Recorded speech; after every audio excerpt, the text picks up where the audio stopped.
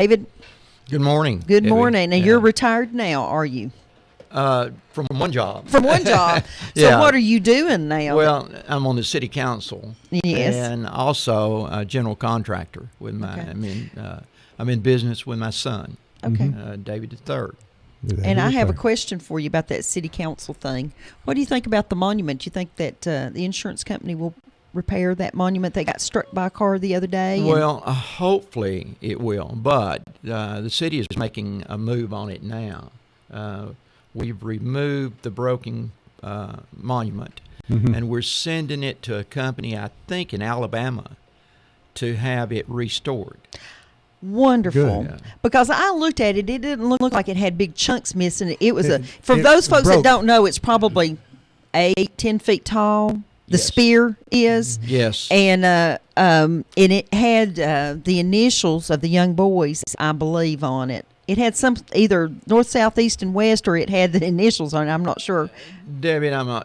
not sure about that, but Well, that top part, the tall, skinny part, toppled over when the car struck it, and it knocked the other part off of its base and rotated base, it. Yes. Apparently, someone from the city came in this week and put that part back. We did. It looked like And it might need to be sealed a little bit to me, but I don't know much about it. It will be. Okay. But the broken parts of the top of the monument, we've sent to a monument company, or in the process of sending. And it will be bored, I think, in the center with a rod inserted. And they use, I think, an epoxy to put it back together. But it'll be put back together, restored. As a historian, I would prefer to have the old one restored than for us to try to put something new up there or not put anything at all. That's kind of made my heart sink because I thought, let's don't think that we can't, replace that. Right, and the city council, the mayor, feels the same way. Okay, good. Yeah, so we're gonna. And I've gotten restore. lots of emails about what I was doing, and I'm thinking, all I'm doing is worrying. Yeah. Yeah. But I finally found someone to We've ask. got Greg Cooper here, and he's the baby of the bunch. and I just asked Greg because I remember when he played football at Bradley, and he was a younger guy, and he's been working there 31 years now. That's correct. Chief May actually is the one that hired me in 1983. 83. Goodness gracious! What year Most did of you my graduate? life. Graduated from high school in 1980. 80. Yeah. And we're about the same age. Yeah, Right, yeah. yeah. He was a young chief. Yeah, young Yeah. chief. If you graduated in the 80, it was 1880s then, David. Yeah. Not that bad, but Yeah. What now, Smokey? I've got to ask you the question. I've been told to ask you this question. okay. Tell us about, there was some trailer or something, and it turned over or something. And Well, that's been a long time ago. get up there a little closer to the mic there. That's been a long time ago, and I really have forgotten mostly what happened on that. Is that It's- convenient you know, memory loss, Smokey? Yeah, and a lot of times when stuff gets retold, it changes. So particularly when And- Victor Hicks embellishes Exactly. it. Yeah. Well, Victor has a lot to do with the outcome of stuff like that, but I really can't remember what did happen on that. But Victor. but I survived it. You survived. Yeah. Yeah. You're pretty sure of that, right? Was any rescue involved, like Bradley County Rescue? Or No, there was a couple of guys at the fire department that kind of helped me out on Okay. it, but we didn't have to make no calls. Okay. Well, apparently Victor's needs to call and tell this story since Smokey's not going to tell Oh, it. he probably will. No, Victor. Guys, the fire department. We had Smokey in here once, and you've improved with the guests you brought. Last time you brought Bozo and Donnie. Yeah. And I mean, you've really improved a lot here over that bunch. But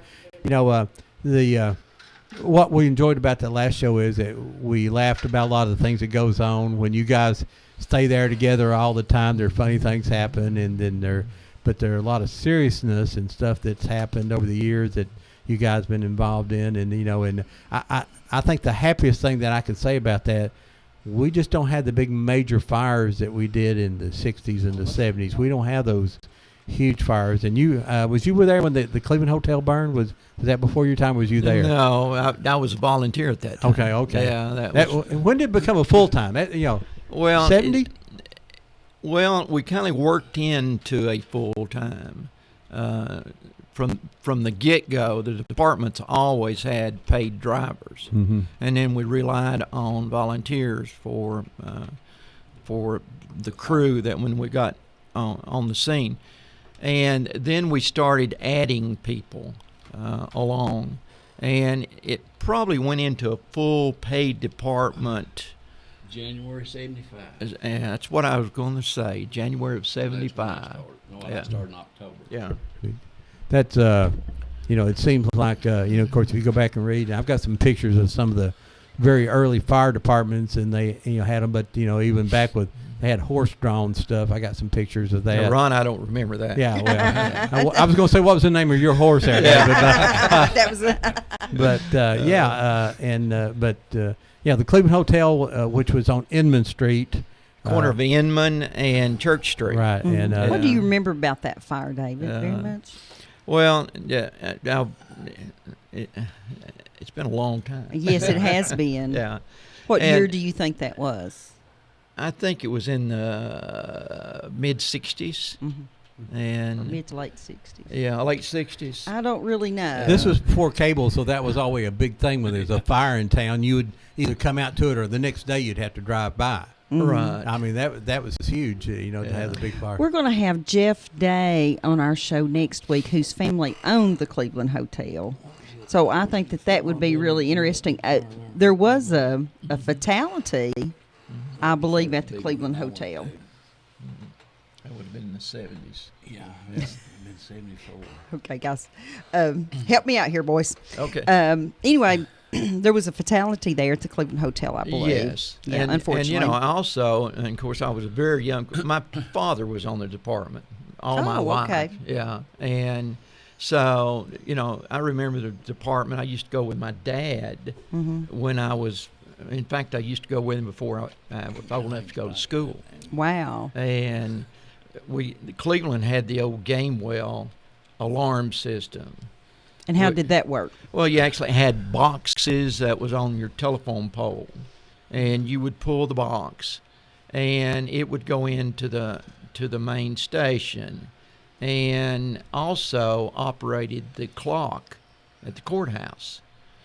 So you could hear this code, and 34. I remember box 34, Inman and Dooley. Mm-hmm. So you had all the volunteers actually had bells in their houses, and it would ring out this code, and then they would go to that corner, and hopefully the house or building that they was responding to would be close to that corner that they could see it. Well, it'd be close enough they could see it and get to the right yes, spot. Yes. Well, that's very interesting. I remember the days of being out at Jen Truitt's house, and the phone would ring, and you pick it up, and they'd be Yes. telling you where the fire was Yeah. located. The phone system was the second type system we went to. We had the Gamewell system. We went to a phone system that you had a master phone that the dispatcher would pick it up, and it would ring about 60 phones at one time. And then he would broadcast the location of the scene that would And be boy, that going was to. moving up at that point in time, wasn't Yes. it? Well, so if you had the fire, did you have to go out and find that box to? How did you call in a fire in those days? Okay, you either called it in by phone, Uh-huh. and of course, Just early- dial zero, probably. right. And early on, a lot of people didn't have phones. Mm-hmm. Now So it was recommended that they go to the box and pull the box, and Okay, then they that's- would wait at the box until the equipment got there, and then they would take show the address or the house that we needed to go to. Now, when you first started, what was the situation with the hydrants? Were there lots of hydrants, or were they still tanking? Did they have to bring the water Well, tank? of course, we didn't have the water system that Cleveland, Bradley county's got today. Isn't it wonderful? Yes, it is. That's how we can have so many manufacturers too. Is that people figured out that we needed to have our water in place? Yeah. Yes. We had inside the city, we had a good coverage of the water system. Outside the city, we had none. So we had to use tankers to go outside the city to haul water. Yeah. What- You had to be careful driving that truck, I would think, the tanker truck. Yes, yes, that's probably the most dangerous equipment we had at the time was tankers. Greg, I want to ask you a question. When you first started, did you have to hold on at the back of the truck, or did you get to ride inside? We did. When I first started, all of our trucks were, we rode tailboard, which was on the rear of the truck. And I guess we phased that out completely. I'm wanting to think, Dave, you may remember, did we have, maybe 94, we no longer had anybody riding tailboard. We had jump seats, which were directly behind the cab, but were still open. And then probably probably 2000, we actually went to completely enclosed cabs where everybody is seat belted in an enclosed cab and out of the elements, and pretty much what all modern fire departments. It's sort of have like when we were young, we got to eat lead paint, and they sort of done away with that too. So Yes. Somehow we So I survived. think Yes. it probably was a safety issue. You holding on the back. Did you? Were you sure that you could hold on when that first time it went out? We were pretty sure because we realized about what white knuckles. what the alternative was. Yeah. So we were pretty sure it was. We have lost one or two. We have. We've lost one or two. Have you he found says. them yet? No. Yeah, we did. Yeah. Yeah. But in the wintertime, it was brutal. Your hands. Yeah. By the time you got there, your hands were. You were starting to think, man, I can't feel my fingers anymore. I hope they're holding on to the. Because you basically stood on the thing, and then you had a bar with both hands you held on to, and when it was really cold, and we were at that time we were responding to the entire county, so we would leave Station 1 and may have a 12-15 minute ride out into the county and whatever element you happen to be in that. And it could be zero weather. Yeah. Oh, Raining, I remember whatever. several Raining. times. Yeah, snowing, raining. I was a reserve officer with the sheriff's department and would respond anytime a fire went out into the county. And I remember one night the roads were just solid sheet of ice, and the fire truck went by me and it turned around a couple of times and went on, you know. Yeah. And you're going, it just scare you to death, you know. And what's the biggest fire you worked, Greg? We had several big ones. We had, I guess, Lee College was a big one. Oh, yeah. The The dorm, yeah. Brandon Well, House you have to Furniture. worry there that make sure everybody's out of that building because That was all. That's of course, anytime you get a building that size, that's always one of your concerns, especially when they routinely house large number of kids. You know, that was obviously a concern. Cleveland Share, only a couple of years ago was as far as size of the fire. I thought the morning I saw that posted on Facebook, I thought they probably still had those old oiled down floors in there. It was Just it was a fuel. large timber construction that oil soaked, and of course it had such a head start. I was not actually on duty that day. We came in off duty, but it had such a head start to the fire was pretty much it was out of control. That was from the just start. basically that's the type of fire you just maintain to keep it from spreading to other places.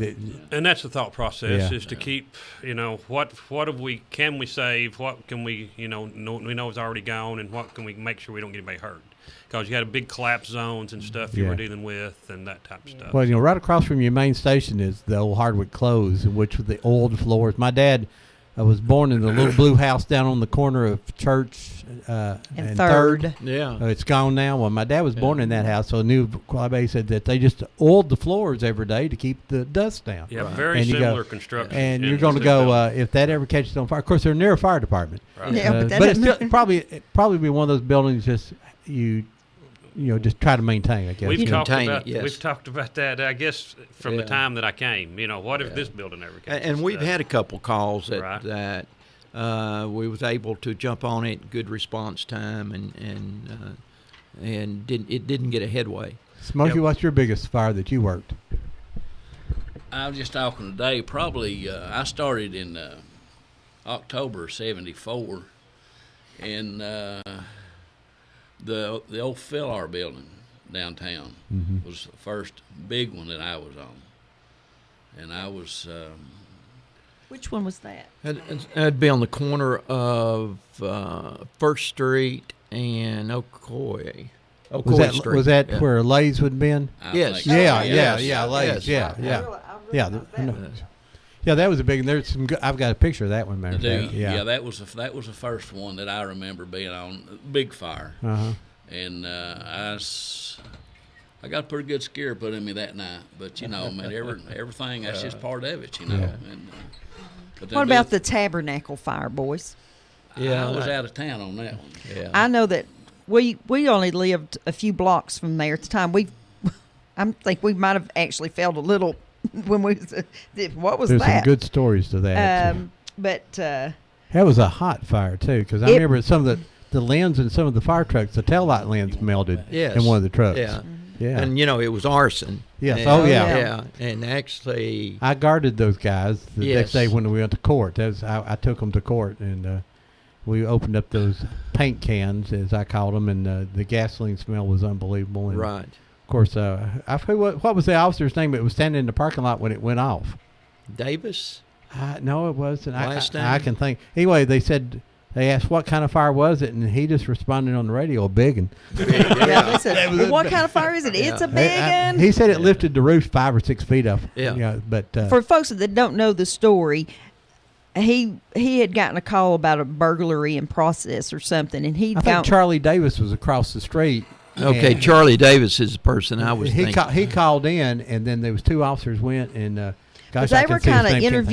interviewing asking the guys, "What are you doing here?" and stuff, and the guys were kind of acting nervous, and they said, "We really need to move." And then the building exploded. They had they put Brill Cream and Brill Cream was the igniter. HTH. Yeah. And Brill Cream. Yeah, they poured Yeah. I forgot how many gallons of gasoline is, and after a few minutes, it's equal to 8 sticks of dynamite. Is that true? What a gallon of gasoline's? When it vaporizes. Yes. Yeah. And they'd bought a lot of, but that was the insurance. They were Yeah. they had sold it, and I forgot, Yeah. but it was the Dobbin boys. Yeah. Yeah, and I remember them very well. And like I say, yeah, I went in and handcuffed them at the old jail and took them to the court, and Yeah. And they, I think, might have been responsible for a couple strip malls. yeah, they probably were. Oh. Yeah, Yeah. they were unique fellows. Yeah. What was the biggest fire you ever worked? I guess Church God. Yeah. The on Central Avenue, and of course we had, I'm trying to think, the one, and of course I was chief at the time, but the one that I was so concerned about was the dormitory at Lee. Mhm. And I remember the relief that I had that night when they had a head count. Mhm. well, and and I'm sure, I imagine that you were worried about your guys Oh yeah. going in looking for people that weren't there. Yes.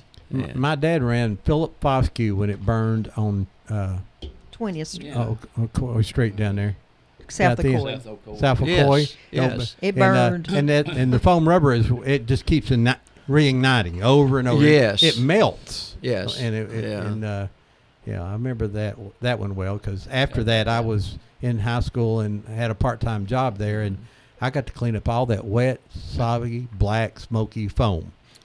That was a pleasure. I'll never forget that. But Ron, I remember I made $1.25 an hour doing it too, though. Yeah. Oh, yeah. Ron, I remember as a volunteer, and when first went to work at full time, we only had 2 self-contained breathing apparatus for the whole department. Wow. And the old volunteers thought that it would take too long to put them on.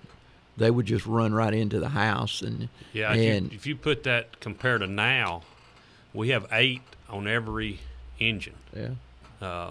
8 self-contained breathing apparatus, which is just completely different time. Yeah. And everybody has to have their own mask. Everybody has their own mask that you maintain. All the Yeah. packs are certified yearly. It's completely different time, and the stuff you're breathing, for the most part, is different. True. A Yeah. lot of That's a synthetics good point. now Yeah. that really are hazardous, which they were then, but a lot of cottons and woods and stuff. But back then we didn't have the plastics and Right, the synthetics that you deal with today. And but even his group, I mean, the chances of getting some type of cancer from really, and the trend's starting to go the other way now, but the chance of getting some type of cancer were greater now than we're kind of the modern, I guess, more recent fire department is trying to reverse that trend just by keeping, making sure we're not breathing those toxins. Well, let me ask you a tough question. You've been there 31 years. These guys done went on. Is it a young man's game? It is. Yes. Yes. Yes. I mean, They all just shook their heads. It is a young man's game. Firefighting is a physical. It's physical activity, very much so. And then you take all the other responsibilities that we're involved in now. When I first started, we were a fire department. Now you're a rescue also. We do any emergency that happens inside the city of Cleveland, we're responsible for, and people expect us to be able to take care of it. Mm-hmm. And you so- do an excellent job. I know my mom, we thought she'd had a stroke, and of course, as a fire truck showed up and the ambulance showed up, and it was, luckily for us, she didn't. She just had a low blood sugar, but very impressed with what you guys do. And I know when you, I was going up Keith Street one day, and there was a car in the creek down there about 11 o'clock at night, and there's no one around. So I called you guys, and of course, luckily whoever had been in it had got out. But very impressed with what you guys do. It was very, very good. And Cleveland Fire Department very excellent. Thing. And now I know there's some crazy things happen. Because you guys stay together. And I tell you one thing that now everybody has a cell phone to record it. Yeah. Very hard job, but I think what's harder is sometimes you sit there and you don't have as much to do. I know you keep busy, but you're not doing that physical part, and then all of a sudden you have to go from sleeping in the middle of the night maybe and jump up and run out and fight a fire. Yeah. And you just don't go there for an hour. It may be 2 hours or 3 hours, and you stay there a long time. And if it's zero out and you're squirting water on something, that's not the proper term. Squirting water, this will come out there. But it could get painful too. And what you got extreme heat. You may be working extreme heat and extreme cold, and that's tough on the body. I think that just getting up in the middle of the night, having to rush out to Ron, do that. from one extreme to the other. Yes. Yeah. But Ron, just think if you're sleeping and this horn goes off and you jump up, you hit your turnout gear, and you're running down the hallway, your blood pressure has got to really increase at that point. So it's very much a young man's I couldn't get my profession. britches on fast enough. We're expected to be, from the time that call comes to us, we're expected to be on the truck, fully in gear and seat belted in 1 minute. Yeah. Wow. So to tell you, that's from dead sleep and travel distance from your bed to the engine is, in places, 100 feet. So you got to do that. Gear on, seat belted in and pulling out of the bay in 1 minute. At my age, I gotta go to the potty first. I'm sorry. I first wake up is you gotta go to the potty first. But it's really amazing. When you was a policeman, you were out moving around all the time. You didn't sleep while you were on duty, Right. so you still had the adrenaline rush. But Right. just going from 0 to 60, as you may say, it had to be tough. And But Ron, when I was promoted to chief, at that point we had no testing for new employees, and that is one thing that I was very proud that under my, I guess, supervision that we put into place was a testing program, an agility test, a written test, and also a psychological test. And so it really ended up being a very professional department. And I can speak to that. Because I guess for 20 years now, we have been involved in that. And I would say it's probably one of the most complete tests that you go through to work anywhere. You start out with a written test, then you go to a physical agility test, and then you have a series of interviews, and you'll start with 100 plus candidates, and you may end up with 15 that actually get through that process, and and it takes a certain kind of guy to really be good at it. It's good. I remember being involved with the sheriff's department when I was a reserve. I got made a reserve, and I was just, you are one now. And basically, Raise there your was no hand and say training. you promise not to shoot anybody. And here's a gun and go. And let's get this call here. Good morning, you're live on Whoop. Good morning once again, Ron. Hey, Bullet. I was just talking about the monument a while ago. I was involved in that back in '68. I don't know if it's the same monument now, but there was one stand up there in '68. I had a motorcycle wreck there, and they said my motorcycle hit the monument, bounced off, and ran across the road and hit a house. But I actually almost got killed there. I had almost lost my left leg, and but that there means I'm just like Deb. I hope they can repair that because I think there's two standing up there now. Am I right? Yeah, that's correct. There's the Confederate monument, and the one that's knocked down is a monument in honor of 3 kids that was leaving Cleveland and died in on a train wreck in Virginia. So. Hardwick and A Steed and a Marshall. Yeah, they were Marshall. prominent families here, Yeah. and basically, a lot of people always thought those two monuments are related. They're really not. They're just in the same position. One is sort of honor of a family. The other one was put up by the Daughters of the Confederacy. Well, it means a lot to me because when I was laying there waiting on ambulance to come get me, I was staring up there. And I just wanted to give praise also to our volunteer firemen and our rescue squads. If it wasn't for them, I don't know how many lives they've saved. It's been a lot, I'd say. Oh, sure I'd has. say the fire department, we just don't know, and the sheriff's department too. All those people go out and do unbelievable acts that no one ever knows about. Yeah, there's a friend of mine that's actually Stoney Matthews. He's involved in that now, and he was actually involved in a tanker truck wreck one time, I think, and out on Harrison Pike. And but they always people don't realize it, but they always take their lives in their own hands every time they go out on call. So I'm gonna give praise to them and because I think they deserve more thanks. That's right, Bullet. Thank you very much. Thanks, sir. Let me ask a question here. Maybe a caller can call in and help me. Someone was telling me last night that there used to be a historical marker, one of the up on the stand, the black and white, the black sign with the white letters on it, at what is now the Summit, the Cherokee Hotel, but it said something about the Union troops being encamped in this area. If somebody remembers that or has a picture of it, I need to know I've about never it. heard that one. yeah.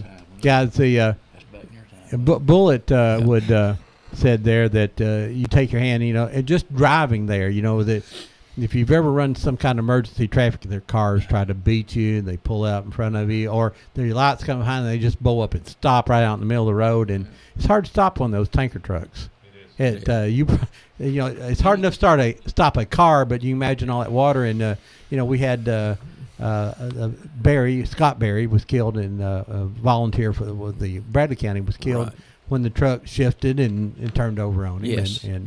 So there's a lot of hazards, and then you get there, and from stepping on a nail to, they're just And it's usually dark, and you can't see what you're doing, and it's unbelievable. And I went to back up the fire department one night and got there, and there was a car fire going on, and all of a sudden they were putting out the fire, and all of a sudden there's this flash of flames come up, and there was gas in the water, and it went right between my legs. And I said, I need to get up on the road up here and direct traffic, it looks like.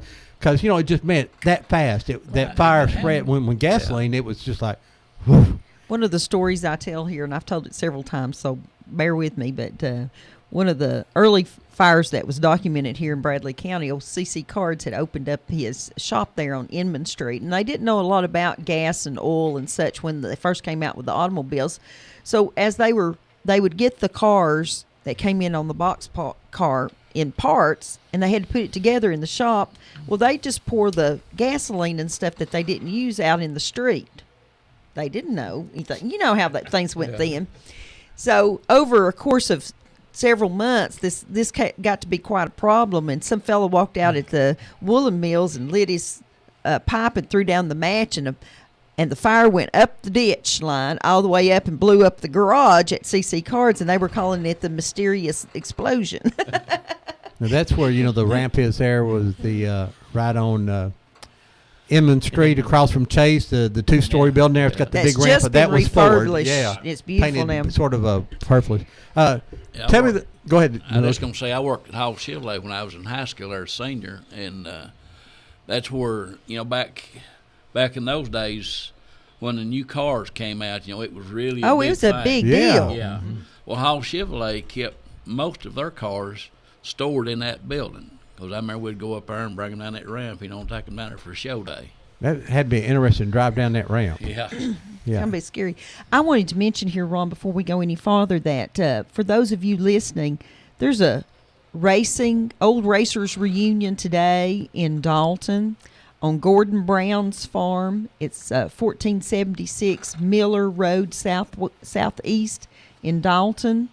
And if anybody would like to go to that, they just welcome anybody that likes to come. But it's at 1476 Miller Road Southeast. It's going from 10 to 4 today, and there'll be a lot of the old racers there with their scrapbooks. And I'd also like to say hello to Miss Bernice. She hadn't called us in a while because she's been a little bit under the weather. So we'd like to send a shout out to her and her Korean veteran this morning. Hey, we're talking about the Cleveland Fire Department, the history, current things, funny stories. Got David May, Smokey Davis, and Greg Cooper in here today. And great to have them in here. Now, I want you to think about some crazy thing that's happened, some joke you played on somebody. We got to tell names. They and don't point know anything fingers. about that, Ron. Well, you can't tell on yourself. It's what somebody else done dumb. Who wants to lead it off? We was always pretty serious. Yeah, Smokey. Yeah. Ron, I don't know of any You've already joking done one of these shows, Smokey. Yeah. Go ahead. Yeah. Well, there had to be something funny happening. Ron, you keep talking about the police department. Uh-huh. One of the worst things I think that I remember that we did, the main station was on 2nd Street, and the living quarters was on the 2nd floor of the old city hall. Right. And we had like a dormitory on the back of that building, maybe 8 or 10 beds in it. And the police department was directly behind us. And the sheriff's department across the street. Yes. And the police department did their own dispatching. And they had the dispatcher's office on 1st Street. And in the summer and spring, fall, change of season, they'd have their windows up. And so we would take a flip, and we would flip it M80 over the building. It would land on 1st Street. It sounded like a stick of dynamite went off. And, we was like little kids. The windows would be up a little bit, the lights would be off, and we're looking out the crack of the windows, watching the police run out looking for whoever came by and You threw would the need dynamite. to put your best flipper in charge of that, or you could end up with it laying at your feet. Yeah. That's against the city ordinance to have fireworks now. Yes. I don't know if it was then, but it is now. The funny part. It wasn't though, in Get a then. little closer there, Smokey. The funny part about the county would come out. They'd run out from the sheriff's department and have their guns pulled, and the city would be running out from the other side with their guns pulled, looking for the culprit. Ron used to have an office there at Central Services Building, Yes. and every now and then, he's sitting there and he'd look out, and they were doing their SWAT practices across the street, and he didn't know whether to pull the shades or get under the desk. When I first bought that building, Central Services there, I there late one night, we was doing some construction on the other side, and I heard a bunch of stuff moving over on the other side, and I said, well, what are these bums have got in that hangs around down there? And I said, well, I better call the police. And I said, I think someone may be in the building here with me. And they says, where are you? And I told them. So they would come about 7 cars out of the police department. They passed me and went on down that way, and they were all back in there. And I called back and says, it's at the corner here. And I'm sitting out there with my Glock in my hand, and about 7 cars passed me back and forth. I'm going, maybe a boom, boom, boom, right here, guys. Well, I thought it was fun. But, I know it's hard to find a building. Sometimes you just, it's right behind you, and you pass every day, and you Pulled out you don't the know where parking it lot is. right where he was and Yeah. went right past him. That parking lot there between the sheriff's department and the Central Service. Yeah. After hours in the evening when we was stationed uptown there, a lot of time we'd pull the ladder truck over there and set it up, and the boys would rappel off of it. And we done that quite a bit. Oh, repelled Ron off of a bridge one day, I didn't like that rappelling. and they kind of had him hooked up wrong, and he Yeah. came off head first. That's not fun. So what crazy thing did you do or to somebody or you seen happen? You've got to have like 200 stories on their first year. Well, of course, Give me a few minutes. All right, what about- everybody was guilty of maybe short sheeting somebody, and we had one guy who was so short that he didn't know that we short sheeted him. Yeah. All right, Greg, what about you? I'll just tell one, and I could probably tell several, but I'll tell one. And You gotta name involves- names now. It involves a guy that's no longer with us. He's been gone for a little over a year now. But anyway, one of the things firemen like to do is eat, and we were always ready to eat. And part of we had at that time we had Gene Truitt. I know you'd mentioned him earlier.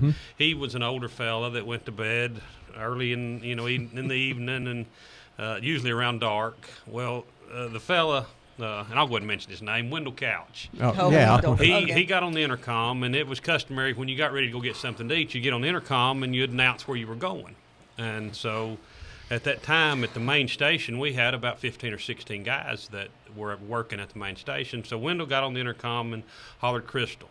Well, Crystal was notorious for taking a long time to get your food. So Wendell put on the block Crystal. Well, that got Gene up out of bed because Gene never wanted to miss a meal. So he got up out of bed. He came. We all ordered and sat around the kitchen, had a great big table sitting around the kitchen.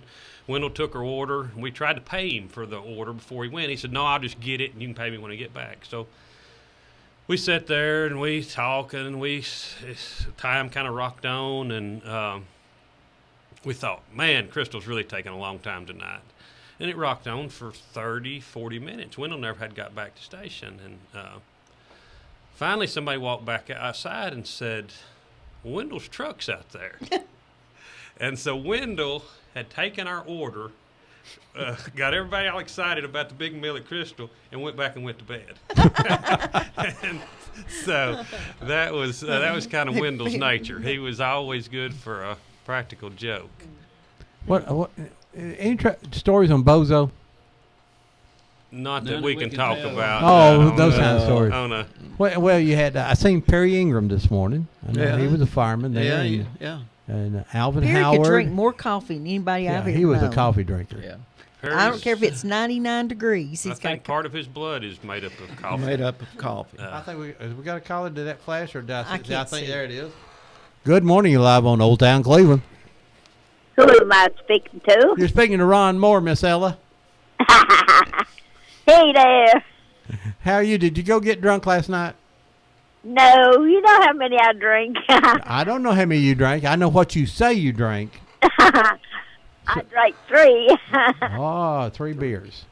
but maybe I was shaking it last night. Now, hey, Greg, now this is Miss Ella, and she's a cougar. She likes you younger guys. Well, I'll have to talk with my wife about that. But, She don't. you She know, don't give a darn. Anyway, the Collins brothers was there. Uh-huh. He played my song, Whole Lot of Shaking. And boy, I let it out. Uh-oh. Right up front, too, I bet. Hey, they're over there at 11 o'clock. What's going on at your house there? Was that cat in there? sounds like a pterodactyl just attacked her. So come outside the dollar store. Oh, at the dollar store. Yeah, well, that's a pretty wild place over there. All right, Miss Ella. Now, I'm waiting for you to take care of that other situation we talked about now. Oh, yeah, well, I don't even think he was there last night. Well, you need to let. He didn't show us. You'll have to let me know then, all right? He still won't let me call in. Well, you just have to argue with him about that. Hey, we got to run here. I ain't gonna argue with him. I'm just gonna do my thing. There you go. Bye-bye. Okay, bye-bye. Bye-bye. It's always enjoyable to hear Miss Ella call in and tell us how many beers she had last week. my wife, if she's still listening, my wife is going to be out of town Memorial Day weekend. So, I wouldn't have said that, Greg. Because, one of these guys will give your number, your address out. Oh. The She's a party animal, Miss Ella is. I know. I'm going to tell you a funny story that sort of related to you guys, but you weren't involved in it, but you should have been. How's that? Jerry and I worked at the sheriff's department, and we patrolled together one night on a Sunday night, and he left in his little black Volkswagen, and he went down towards where the new fire station is, down the main station, and his Volkswagen caught on fire like a lot of them do. Well, it's 12:30, 1 o'clock at night, and it caught on fire, and he pulls into the parking lot of the fire department, and this is where we have cell phones. He's knocking on the front door. And, of course, you guys are not up front. There's nobody in the little office up there. So his Volkswagen sits there in the front parking lot and burns. So I hate when that I always. So, but now, what's the biggest change you've seen since you started? I mean, absolute biggest change, Greg. I mean, I guess the biggest is just our two things really: equipment and responsibility. The being responsible for anything, whether it be swift water, extrication, first response, responding to medical calls. Just the amount of training that's required of the guys now to be able to handle anything. How much training do you have to do every year? You got a 40-year? We have training 40-hour? every shift. Every shift, okay. We 1 day a week. We work shift, 24-hour shifts. Yeah. So 1 day a week, all 3 shifts train on the same subject. And then the other day that we typically don't train on Saturday or Sunday, but the other day that you work during the week, it's really the officer or the battalion chief's choice on what you train on that day. But basically, training is every shift anymore. Then during the first half of every year, we have in-service training, which usually starts in February and lasts through the first week of May. And it's state-mandated training that we have to do, and so we're currently involved in that. But those two things, the equipment now is just really, City Council has been really good to keep us in really good equipment. We have, we used to have old manual brakes, manual transmissions, small engines, compared to now we have just really modern 2,000-gallon pumps, everybody's seated, air-conditioned cabs, headphones so you don't hear the noise of the trucks. They're designed to handle well, and we went from 200 horsepower to 500 horsepower, so you can taking off and getting there is it's a completely different time to what even when I first started, and I'm sure Smokey and Chief May can from when they started to now is really a great deal different. And all this has paid off very well because our insurance rates are very reasonable here because of what you guys do. It's and the city codes have also made it fires a lower activity of fire. Still they're going to be those, and then you have an inspector who comes around and does a very, very good job of making sure everything is. All that helps and really keeps it a long way from hanging on the back of the truck, right? It is, and every commercial building in City of Cleveland is inspected yearly, done to life safety and building code, to make sure they maintain those. So it makes public safer. It makes the building owner obviously, try to prevent his loss, and that's what it's about. Even our gear we wear. I mean, every 7 to 10 years, the city council has purchased new gear. I mean, that was completely. I mean, Dave, you remember, how difficult I do. it was. And Ron, you're talking about change. The thing, and I'm still dealing with it, is the price of the equipment. It is unbelievable. The pumpers. When I was promoted chief, I think the first pumper that was in the budget was $85,000. Now $500,000. Wow. So, and you get a lot more, than we had. Like, yeah, and it's not like you can buy a used one. I mean, the last ladder truck we bought, which was 5 years ago now, $720,000. And they're $1.5 million now, Ron. Wow. Yeah. Go ahead, caller. You're live on Old Town Cleveland. Hello? Hello? Hello? I am trying to find out where the big yard sale is at the church that was advertised on the radio. There was one that's 780 Ledford Road is the one I heard this morning. Harrison Pike. Harrison Pike. Oh, go ahead and tell him. David thinks he knows where it is. Yeah. Harrison Pike, I think, is having the church on Harrison Pike. Is it the one before the Mount Olive? Oh, Mount Olive I on think- Harrison Pike's having a big yard sale today. Yes. Okay, thank you. Yeah, all All right, right, you're dear. welcome. Sorry. Yeah. Sometimes they announce things and they don't leave it here for us Let anywhere. me ask you the question about this. I know at one time that you worked 24 hours on, 24 hours off. Now, that has changed. How long ago was that? 10 years ago? Or Yeah, longer when than I that. went to work, it was 24 on, 24 off. You had no holidays. Had 1 week vacation. Now it's 24 on, 48. That changed in 1996. 6, yes. So now, you still do 24-hour shifts? Yes. And then you do a 2-day, right? 2 Yeah, days you're off. off. Yeah. Okay. Part of what mandated Do that, Mike, a little closer there. part of what mandated that was, I think it was a ruling. Dave, you may remember that more. There was a ruling about overtime. Right. It was a federal law that we had to comply with on overtime. And if you did not change your shift, then you're basically going to be paying a lot more overtime. At one time, fire and police were exempt. I know fire were exempt from overtime rules. And in that sometime, I think 92 was when that first 92 is and when you the bill addressed it a little different to start and with. we did a change. We kind of an odd shift. We worked at 24, but every 2 weeks they would have a week off. Yeah. So if you were 3 days during the week, you were on duty 72 hours, right? Correct. Yes. So, yeah. but now, and of course, I think some of the argument back in those days was that you weren't working all that time, Well, that's true. which, But you which, could be. but you couldn't go home. You could Yeah. go, it's just like, You're not working, but you can't go You talked home. about Crystal got sued over that fact is that they would make people come to work and then clock out, but they had to stay there in case they were needed. Yeah. And so that ambulance you were service control that. in Bradley County ended up at one time. It's been several years back. Was kind of doing the same thing. If you went to bed at night and you did not get up for a call, Right. you were not compensated. And then, but they ended up that was ruled against. And Yeah, got sure. some, they ended up that not being fair. So now that probably had to increase the number of employees. You had some.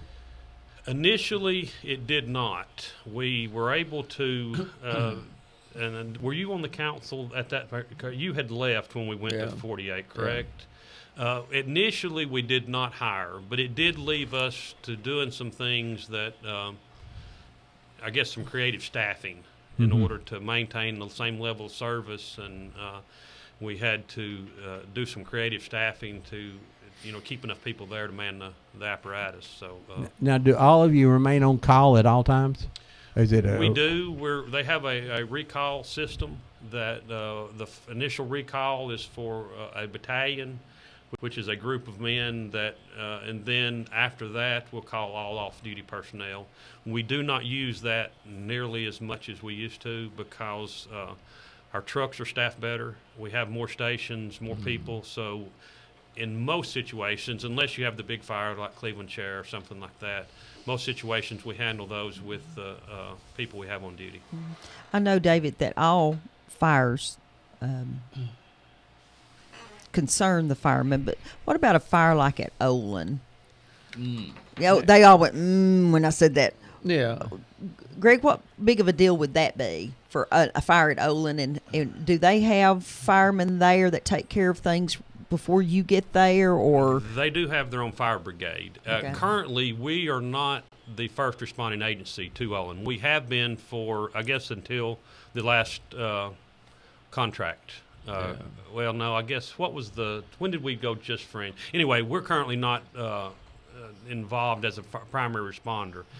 If they had a big incident, we would be on mutual aid call with Olin. We have had, when we had 2 incidents that I actually responded to, and it was a very Spooky. spooky. Yeah. It was Yeah. something that you really had you weren't really going to control the outcome. The outcome was going to be what the outcome was.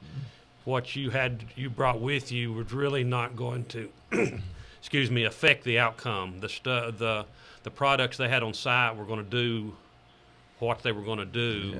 And Chemical hopefully- reaction. Yeah. Yeah. And some of Dangerous. in water. The only thing you had to really fight with a lot of the products are reactive to water. Yeah, I started to say So that it makes them. really intensified the Yeah. fire. Yeah, And, water and acid really go together good, it, doesn't it? I was yeah, just it is. curious about that. And the interesting story, Smokey was, I don't know if he remembers or not, but the very first big fire that we had up there, they had, I think, 18 buildings that within a few minutes were gone. They were storage buildings that contained HTH, bulk HTH, and within really a few minutes there was no sign except the concrete pad that there was ever the metal and everything. But we'd always been trained. So the heat melted heat the melt. from the product Wow. melted everything. I mean, Yeah. and Here, take your little hose and go over we there had and stand by always this. trained to stay upwind of any kind of chemical, and there was a huge flume cloud that was headed towards 75. Well, Smokey, I guess you were on duty and driving the engine, and we were told to get on the engine. They were going to take us to an area to try to protect to keep the fire from spreading. Well, we were following a Olin guy, and the first thing we did was drive right straight downwind. And do you remember that, Yeah, Smokey? I And remember very well. of course, we all had our packs on and stuff, but it was, and all of a sudden you're thinking, I know I'm in I was a young fireman then. I probably had been there 5 years, something like that. I'm thinking, But you're- everything we've been trained, we're doing just the opposite right now. And you're helpless. Yeah. Yeah. Just whatever happens is going to happen. You're there. Now, my sister was across the river when they had one of those, and come around the curve there, and a big cloud went over them, and they took them to the hospital in Athens, and she got to do. They give her one of those scrub treatments. Yeah, She was not real her happy.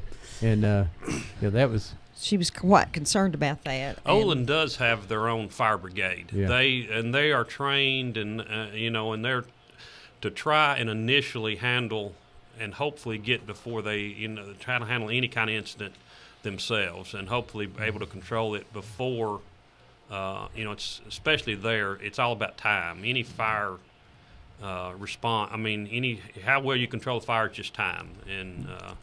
If you can't get to it quickly and, with a crew ready to do it, then you're really not going to have a lot of effect on the fire. The fire's going to do what it does. So. What about, we always heard, this is a 3-alarm fire. What would that mean? I mean, is that something means from the that, past? You've got more equipment. It's a big more one. personnel. It's a big Yeah, it's a big one. That's Yes. in layman's Yeah. terms, it is. It's If a big one. Yeah, you've got more equipment, more personnel. Yeah, involved. and I can just break it down into what we do. Our first alarm is what we get on any kind of structure fire. That would, for us, it would be 2 engines, a ladder company, a squad, which is a truck company, and then a command vehicle. That's the first alarm. Once they get on the scene, you can ask for a second alarm, which would typically for us would be a second engine and a second ladder company. And really after that, we would have to go to all off-duty personnel, and so it's just basically stages. When you ask for a second alarm, dispatch knows what to equipment send more help. and of course in big departments, then it can go multiple 6, 5, 6, 7 alarms. Several stages. After that we go to mutual aid, which we would call. We're in agreement with surrounding departments, and then we would it would be on a request basis. Whatever we need, then we would try to get from surrounding departments. I'm going to ask this one, and you can say I don't want to answer it if you want to. There is, of course, been agreements and disagreements for several years now about the contract between the city and the county, and the whether we should have this or should have that. Any opinion that you want to mention, David, since you are a city councilman? I mean, I think that I'm look he first- gave me was no. He doesn't. I'm going to say first, from a standpoint, is that a full-time professional department to me makes better sense no matter what we do, and knocking off on the county volunteers, because I admire those people for the work and the effort and the training they do. So I don't know, but it seems like to me, overall, we'd be better off if we had one huge fire department. I'm talking metro government here, of course, now. And because our insurance rate and our quality, I don't know if our quality, it seems like to me, if you're sitting at a fire station ready to go grab the fire truck, it's quicker than the guy has to drive from his home and then get to the fire station and grab a truck. Yeah. I mean, Well, Ron, it is what it is. Yes. Yeah. And I think when we had a contract with the county, I think we offered a good service for the money that we got from the tax dollars. But they saw fit to form their own department. And I think they've got a good department. I think they do too, yeah. Yeah. And so it's just... now, so you don't respond to anything outside the city limits now? Is that true?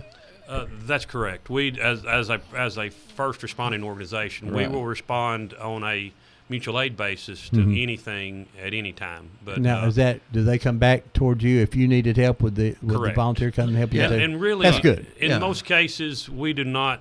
If we need to help them or they need to help us, we do not actually do it through the mutual aid system. We will just call their battalion chief on duty, or we want to be good get neighbors. dispatched. They'll put us, if they have a large call, they'll typically put us on standby to respond. Good. And vice versa. That's good. I know. Ron, Okay. It's I was the chairman of the combined when we combined 911. Yes. Got all that together, and got the building opened up. And I think the biggest argument that we ever got in, we had people come one day, and we had just got the 911 center opened, and and every address was going to have what fire department went where, and we had one. It was right in the corner of a tri area. It had 3 different departments, your department and 2 others. I won't name who they were, and the dispatcher just picked the wrong one. As a matter of fact, sent all 3. Because she didn't know, because we did not have everybody assigned yet. And we had some arguments, not from our people, but from the departments arguing about who should have put out the fire. And I'll never forget, Sheriff Dan Gilly and the board raised his hand and said, "Yes, Sheriff." And he says, "If my house is on fire, send them all." Right. So at that point, there's a lot of know. rub politically and all that, and so maybe it's better that you do have a good divide. But like I say, I was always in favor of your department being involved in it more. That was just my personal ideal. Doesn't mean that I would have got to vote that way if I'd been in your shoes, because it's just going what there are other city county arguments too. We won't get into any more today, David. Okay. I promise you. Right. Yeah. So hey, let's take a break. We'll be back here in just a few minutes, folks. Tell them something, Dad. Tell them something. Okay. Well, we got the Relay for Life going on in downtown Cleveland. Next week's show, we'll have Jeff Day on. He's a native of Cleveland, and his family owned the Cleveland Hotel and the Teddy Bear Restaurant, and he's going to have lots of good stories to tell you. So plan to tune in next week, and we'll be back with you in about 5 minutes. Don't go away.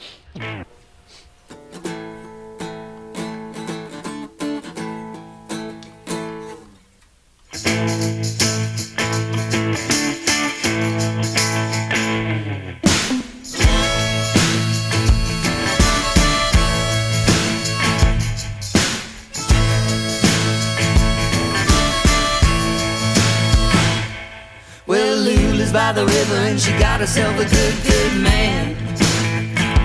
Spent half the year offshore in lower Alabama. Her friends said she should leave him and come join him in the West Coast sand. But she knows she's gotta keep her, and they'll never really understand.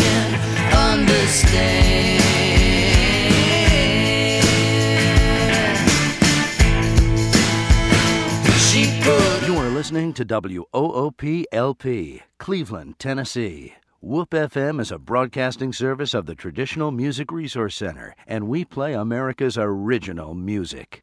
You need money overnight? Check into cash. Your time is tight. .com. Bank account's too low? Check into cash. So where do you go? .com. Do it online in a record time. It's the easy way to get money next day. Do a quick click from home at checkintocash.com. Just stay in the house, check into cash, and grab your mouse.com. Get your money online, check into cash, right on time.com. You can be sure it's secure from our bank straight to yours. Do a quick click from home at checkintocash.com. No time to get away, check into cash. You gotta stay home.com. Hey, that's okay, check into cash. You can do it alone.com. Any old time, do it online. Just stay in the house and grab your mouse. Do a quick click from home. Get your money overnight at the right website. Do a quick click from home. Go to checkintocash.com. Wheeler Technologies has moved. Visit them at their new location at 490 Grove Avenue Southwest next to Bradley Rentals. Same great folks, same great service with a better location to serve you. Call Wheeler Technologies for voice, data, and security needs at 664-TECH. That's 664-8324. And remember, depend on Wheeler Technologies for the current time and temperature every day at 476-1111. Tennessee Alarm Contractor C1750. Kiesler Incorporated is in the business of recycling your metal, and they pay cash. The only covered scrapyard around where you can recycle rain or shine. They're located off the bypass on Overhead Bridge Road. Automobiles, appliances, copper, stainless steel, tin, all metals can be recycled at Kiesler, and you can walk away with cash. That's right, they pay cash, and they are the friendliest scrapyard in the Southeast. If you have unwanted metal just laying around, bring it to Kiesler Recycling today and walk away with cash. Kiesler Recycling open Monday through Saturday, 7:30 to 5, or call for more details, 614-3000.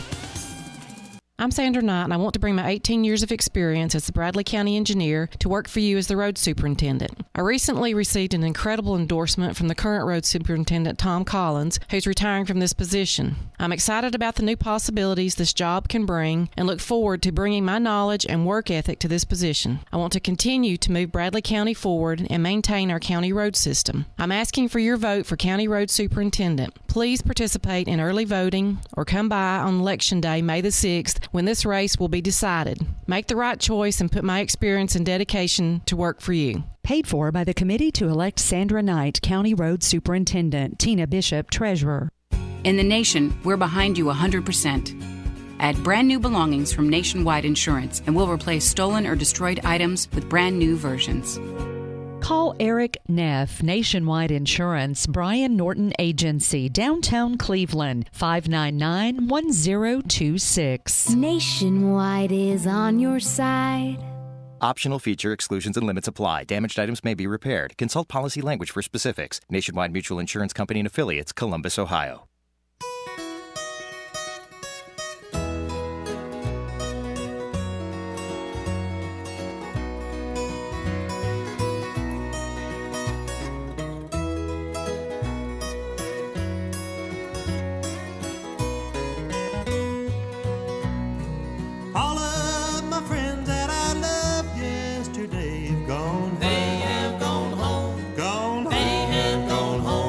The songbirds are singing, the dells seem to say, gone home. They have gone home. Gone they have gone home. They've joined the heavenly fold. They're walking the streets of pure gold. They left one by one as the work here was done. Gone home. They have gone home. Gone home. They have gone home.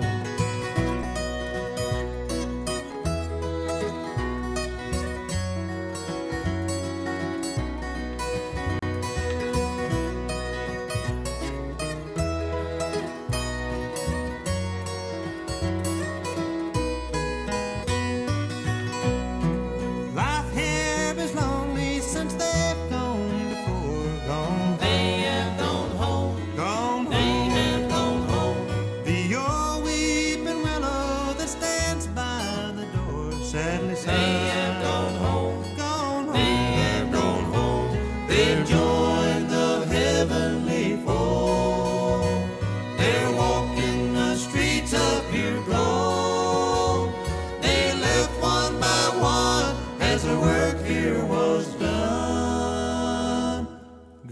They have gone home, gone. They have gone home.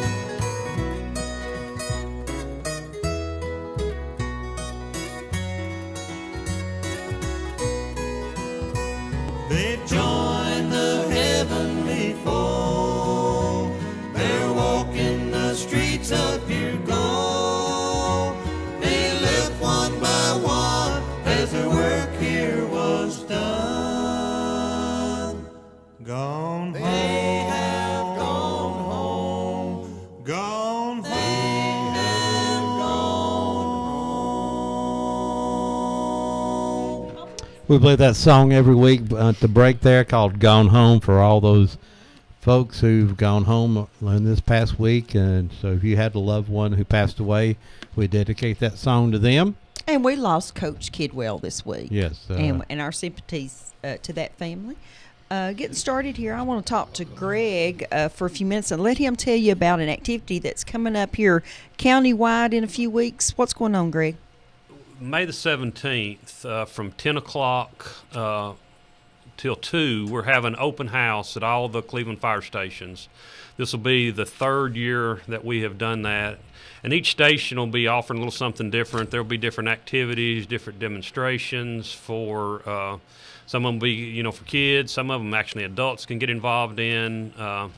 Station 4 always has 2 or 3 cars they set up. They do vehicle extrication simulations. They actually let adults get in gear and let them use some of the tools.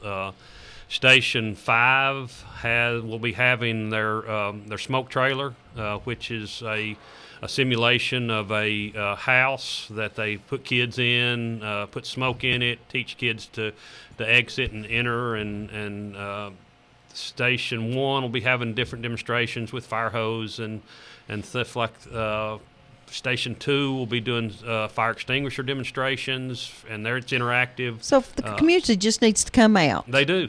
Last year we had a great response. We'll have to take Avery. Station 5, so that just brings, I remember when there used to be like a station, now it's Station 5, Hey, we got a caller. Go ahead, caller.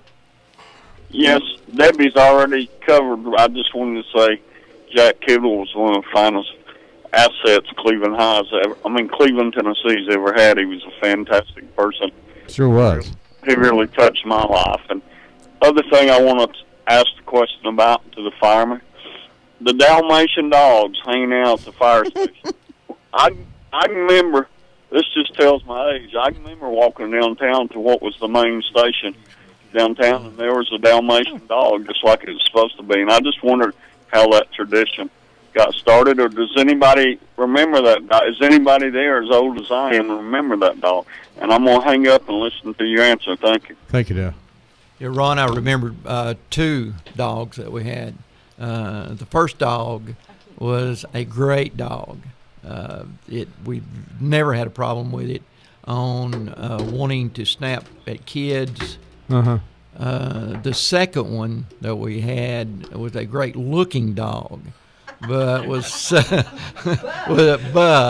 subject to had actually bit a couple kids. And, a Dalmatian? Yeah. So See, that's I always the think of reason. them as non-biting dogs. I think that's and how the tradition on how it got started. I don't really know. I don't know either. I know the tail end. I don't know the start. But it is a standard kind of dog that you think of with the fire departments. But the first dog we had was a great dog. It actually rode out on the equipment. We had back then it was a 1946 American LaFrance, beautiful pumper that was open cab. You actually didn't have an enclosed cab, and the dog would ride on top of the engine compartment and responding an emergency. I mean, it was. Do you remember the name? What name? Susie was the first one. Oh, that's funny. Yeah. Don't remember the Do second. we have any of our old fire trucks still around? We do. We actually have the 24 model, and it's in storage. And I think we. Who owns it? Well, I think we gave title to either the museum. They've displayed it there. I think so. And we have a club, an automobile club, that's in the process, I think, of restoring that truck. Excellent. Yeah. Excellent. Let me ask you about a character that I know very well, J.W. Dodd. Yeah, knew him well. J.W., I thought he was my uncle until I was 16, and I realized he wasn't even a member of my family, but we camped with him, and unfortunately I was with Bobby, his son, when he drowned. We were all together, and that was a sad day. But it was a sad day. J.W. was just such a great guy. Yes, you know, and, yes. And I think J.W. went to work probably about 2 years before I did. And as we went to work, we didn't have many paid people. Most of us was drivers, and so that's how J.W. got started in the department, and then worked his way up to chief of inspections. And I guess fire safety training and that kind of stuff too. Yes, had a great program, and he enjoyed going to the schools and putting that on every fall. Did you remember J.W.? Remember him very well. Yeah, he. My oldest daughter was born the day that we moved in that new fire station down there on South Ocoee. And, of course, I took some time off when she was first born. Well, when I went back to work, when J.W. called me in his office one day, and he said, "This ain't really none of my business." He said, "But are you planning on having any more children?" And I said, "Hadn't really talked about it, you know." He said, "Well," he said, "my advice," he said, "go ahead and have more." He said, "Because when I lost my son," he said, "I lost everything I had." Yeah. And I'll never forget that. Yeah, we all mourned with J.W. when it was that loss. You know, like I say, literally, J.W. and we'd all been camping together up at Chilhowie, and then J.W. went back home, and Bobby would stayed with us, and there was like 7 or 8, 9 of us boys up there camping together with our families, and just he walked off the water while we were all just having a good time and didn't notice, and it was sad days for all of us. You know, I've known him all my life. I don't know. Did you ever know J.W.? He was probably around when you first started. And I can't remember the year he left. I think it was 92, 93, somewhere through there. So I worked with him for 8 or 9 years. Yeah, he was always just a super nice person and was very involved. I know he took a lot of pride in his school. He ran for sheriff one time. Did you know that? I did not know that. Yeah, he ran for sheriff one time. Yeah, sure did. My daddy knew him. Yeah. Before he went to work at the fire department, was it West Building Materials, David, used to be down in Euclid? Yes, yeah. Chief Dodd worked down there. My dad knew him from down there, you know, buying material and stuff. And when I was very young, my mother and dad had a little mom-pop grocery store on Trunk Street. That section of Trunk Street doesn't exist anymore. Lee bought up all the properties. And J.W. worked for Cleveland Creamery, delivering milk. I think we have a picture of him and Pete Bryant, the dentist, delivering milk for that dairy. Let me tell you a quick story how my dad and uncle met J.W. My dad and uncle were 18, 17 range, and they had went to a party, and there was more girls than there was boys. And the girls wanted them to go find some more boys. So my dad and uncle got in the car and drove down through there, and J.W. was walking down the street. And they said, "Hey, let's go to a party." And he said, "I don't want to go to a party." And they said, "Come on, there's more girls than boys. Come on." "I don't want to go to the party." So my uncle pulled a gun and told you get in the car. So J.W. got in the car, and they were best friends from then on. So I used to ask J.W., I said, "Well, that must have been a good party," and he'd just grin. That's the only answer J.W. ever give me about that, but that's how they met. So okay, I have the 1924 American LaFrance fire engine, the Cherokee Valley Region Antique Automobile Club. Some friends of ours that's been on the show before is trying to find a large place to work on it. And Connie Wright tells me you have some funny stories about that fire truck. Well, she might think they're funny. Yeah, to believe it, it's hard for me to believe, but I think I probably drove that truck the last time it responded to a call on 11th Street. I was going to say it was in the parade there for a few years.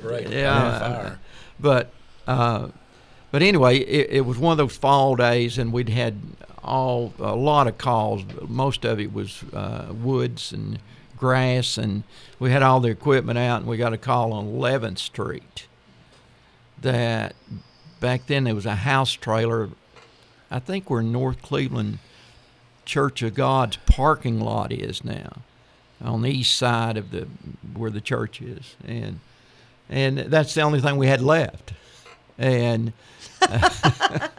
so I responded with. You just wanted to go in your personal car, didn't you? Yeah, but pulling the bale over here on the side. Oh, but I think it had 100 at that time. I think the water tank's been removed, but I think it had maybe 100 gallons of water, and we used it and put out the house trailer, mobile home. I want to ask a serious question that I want you guys to remember some of the guys who retired in the last 20 years, and maybe mention some of those people that you used to work with. But first off, if you have a small child in your home, what do we need to do to protect that small child? I mean, I used to have a window sticker to say there was a child in that room. Is there anything we can do? Well, smoke detectors. I mean, they've improved smoke detectors to the point that they work great, and you cannot beat smoke detectors for the safety. They're cheap. Yeah. I mean, yeah. And anybody that's got an alarm system has got a smoke detector hooked up to the alarm system, right, which gives a quicker response time to the department. Yeah, and we provide those. Mm-hmm. We will provide. Of course, if you're a tenant, if you have a landlord is required to keep and maintain those detectors. But outside of that, we'll actually install them in your residence if you don't have them. If you'll just go to any one of the Cleveland fire stations, Bradley County, I think, the same way. They will install detectors for you. Do you still have the little stickers on the windows for a child, or we don't actively give those out anymore? And I don't know if that was a part of a program, Dave. You were involved when we used to give those ICI stickers. Yeah, ICI. That meant invalid and child or child inside. Yeah, really that came about, Ron, I think even before the smoke detectors, and that's something that we really promoted at one time. I mean, the department promoted. And then when smoke detectors was invented and came along, we got away from that. About handicap stickers too, Yeah. But I thought that was a good program because I remember that we had it in our house when we were. I remember J.W. coming to our house and putting it on the window himself. And we taught our kids, about getting down low, and then there was a certain place in our yard where everyone was to meet. Should meet, and that way, that way we knew everybody's together, out. And part of the current fire prevention program, by the time your child is in the 3rd grade, he's heard that program 3 times probably. Good. He's been through the making a plan, the checking the smoke detectors, the whole program. They probably go home and teach the parents. Mine did. They asked, well, Daddy, we don't have a plan. Yeah, that's good that they come in and taught you. Well, we've been meaning to talk about that. Well, let me ask our callers here, and they might can call in and help us here. David and I were talking on the break about the Prater Hotel that burned, and it was at the corner of Church and Central Avenue. And when do you think that burned? I think it probably burned. That's before our time, I think. I think it probably burned in 1961. Right. Wow. And David thinks that there was a high number of fatalities. One fatality is too many, but there was a high number of fatalities there, maybe over 10 people. How old are you, David? I thought you were a young guy. There, well, I've heard a lot of people talk, and I remember all that stuff. Yeah, you got a good memory there. Okay. The things your daddy and grandpa told you, you remember very well, right? Well, and I had recalled that the building had burned, but I did not know that there were fatalities. Now, somebody online here is looking for the newspaper article. She thinks she has it, and that she thinks there was 1 or 2 deaths. But again, 1 or 2 was too many. We hadn't had a lot of deaths and fires in the last recent years, have we? I mean, it's very nominal. Well, one's too many. But one's too many. We went through a bad year in 2010, I believe it was. Get up a little closer there, Greg. Okay. Yeah, I think, and I don't have those numbers in front of me. We did I think 2010 had a bad year. I think we may have lost 8. Wow. Wow, that's that a year, big number. countywide. Yeah. Which was an unusual year. I know in '85, I think it was when I worked at the Sheriff's Department, there was a little house over off in East Cleveland that, of course, you guys would have had to cover it back then. And there were some people. They had one of those big kerosene tanks on the front porch, and they burned all the kids in there. There was two grandparents and 2 or 3 children, and that was my first ever, and I hope my last ever, dealing with the burnt bodies and stuff. And I caught the mother trying to go in the house. Yeah. Trying to get to her kids, and so it's like I say, all this is good that you guys have done such an excellent job. I mean, everything that goes on helps, and the construction, but you guys do such a great job. Go ahead, Carl. You're live on Old Town Cleveland. Hey, Ron, ask one of them guys, where can I get one of them stickers for like the person that's in a wheelchair, has their house catch apart? Smokey, do they still give out the handicap stickers? I don't know. Do they, Greg? We're going to ask Greg here. The fire department at this time, we are not giving out. We do not have access to those stickers now. Now they. I could get one. The handicap stickers. Do you go to the Cleveland Police Department to get a parking sticker? Do you not? No, that goes through the doctor's office and the courthouse. We don't know, Anna. Yeah. Oh, okay. Sorry. We'll work on that. How's that? Talk about some of the guys who've retired. Or Alvin Howard and Perry Ingram. I remember. Is Bozo retired now? Yeah, Bozo's home. And I remember Alvin. Alvin was a Vietnam vet. He sure was. And yes. right out of the service, he went to work. Mm-hmm. I remember him very well as a young person. And Frank James. Frank James. Well, that's another name I hadn't heard in a while. Yeah. And you got Levi Scott, Kenny Westfield, Steve Bradford, as well as Bozo. Wow. As far as the Cutter boys. Mm-hmm. And all of them are just super nice guys. Yeah. Which one was Bozo the first black hired at the? No, George Price. George Price. Yeah. And George is no longer with us. I think he passed away. Yeah. Well, Steve Cunningham drove the ladder, the big snorkel truck. Steve Clayton. Clayton. Oh gosh. Yeah, I could see his face. Yeah. Is he retired now? Or? Steve actually left December 31st of this past year after almost 40 years. Yeah, I know he's a couple years younger than us. It was at Bradley just about the same time we were there, and I don't know what kind of Steve Clayton. Yeah. Steve went to work in July '74. Mm-hmm. And I was hired in October '74. Bruce Whitten? No, Rick. Yeah. Bruce is his older brother. Rick's, I've got close to a lot of people. Yeah. Get one name of it too. He's been retired about 3 years. It's a lot like playing charades with Ron. And JP Holt? JP Holt left and building engines now, isn't he? Yeah, and I think JP left about the time that I left. About 95? Yeah, 96. What year did you retire? 96. 96. JP probably left in 97. So you've been gone that long? 96? Has it been that long? I'm not trying to make you old, but I'm going back.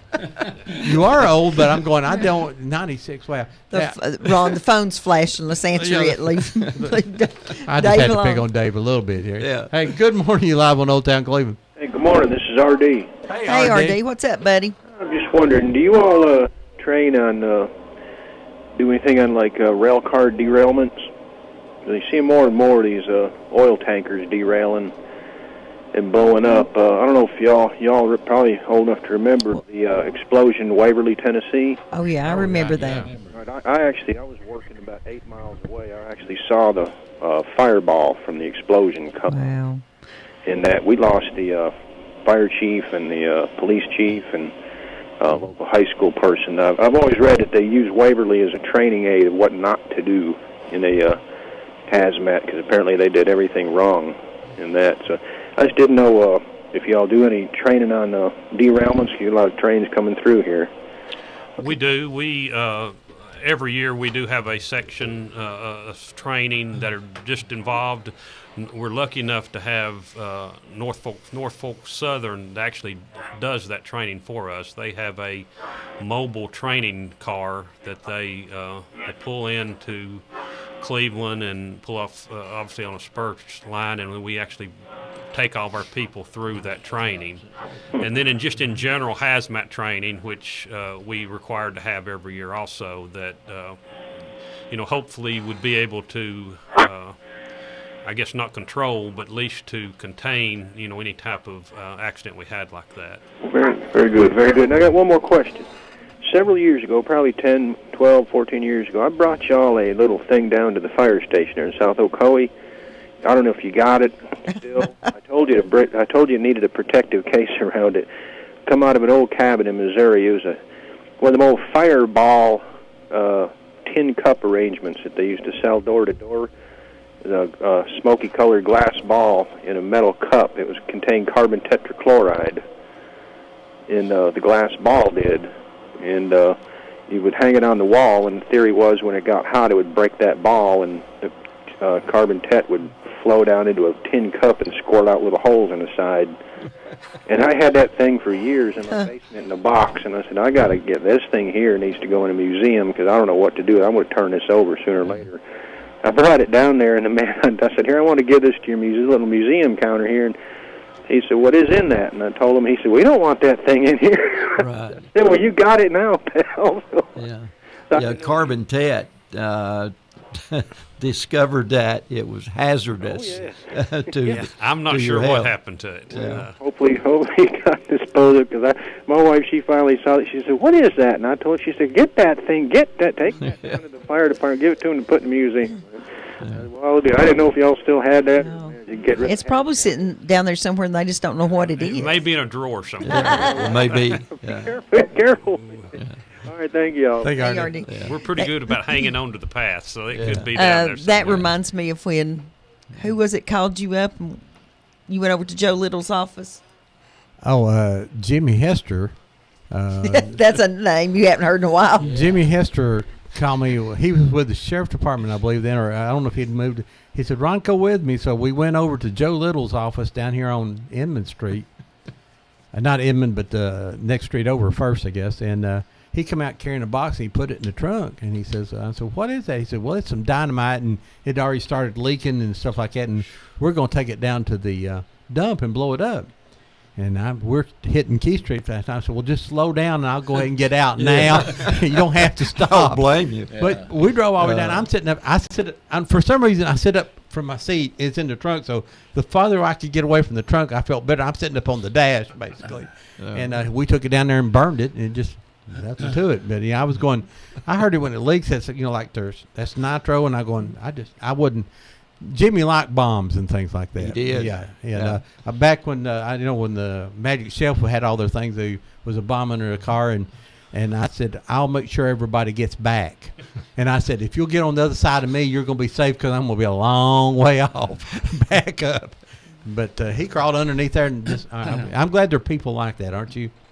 Yeah. I think Matt Bailey is one at the Cleveland Police Department now. I think he's went and done that lately. Right. Yeah. Who's some of the chiefs? Chuck's the chief now, right? No. No, what happened to Chuck? He retired? He retired. Yeah. You're behind the times. Who's the chief now? Steve Hahn. Steve Hahn is the, is okay. the current chief. Congratulations, Steve. I'm sorry I slighted you there, but when did Chuck retire? Chuck retired, and I think his effective date was maybe September of 2011. You're not too far behind, Ron. Well, see, Chuck didn't make a lot of noise, and nobody. He just passed on and went on. Which Chuck was that? Yeah, we don't know that. We don't know that, Chuck. Yeah, that must have been Ashley or something like that. Yeah. So, well, but now go back through the lineage there. Can you? Well, of course, I remember Roy Ragsdale very, very well. Yeah. Bill Ragsdale. Bill. Yeah, Roy was. Roy, I haven't got anybody right now. I know. This is Greg, though. I got him right. Yeah. Well, actually, when I went on the department, L.F. McDarris, Scrubby McDarris was chief. I recognize. and then Bill Ragsdale, and then I replaced Chief Ragsdale, and then Bob Gaylor. Bob, yeah. And then Chuck. Rick. Actually. Rick then Chuck, and then Steve Hahn. So. Do you know back before Scruffy? I don't. Yeah, no, you're really trying to make me old. What about Chestnut? Bob Chestnut. Yeah, no, Jess Chestnut was a driver or captain, and he was actually a captain when I went on full time. And his family actually lived at the old City Hall. That's what I was thinking. Back when I was a young child, and he had 2 sons. Both of them was on the department, Jim and Bobby Chestnut. And they lived, it was like a kitchen, 2 bedrooms on the 2nd floor. And at that time, there was a dormitory, and that's all that we had for the other people. And there wasn't too many other people. I think it was 2 other drivers that worked at the same time. So how many employees do you have now, Greg?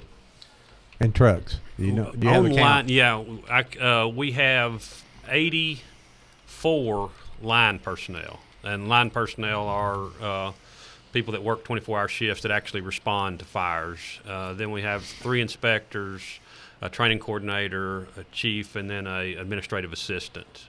Currently, that's what we have. We have 5 first line engines. Each station has a first line engine. We have 2 first line ladder trucks, and then we have a squad truck, which is a truck company that handles special operations, that type of stuff. Then a command unit and a single tanker. Currently, is what we have inside the city.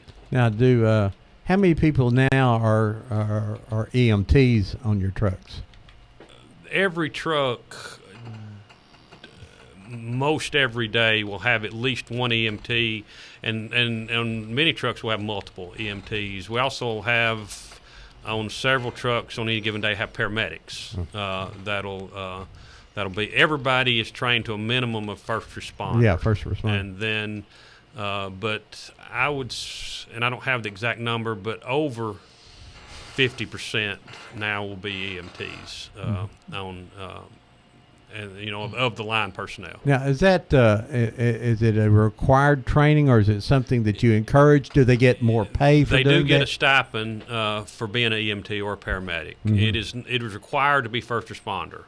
It is in the hiring process. If you are an EMT, then it is just one of the things we look at, and along with other criteria, but definitely is a benefit to the city and for us to have a person that has EMT training.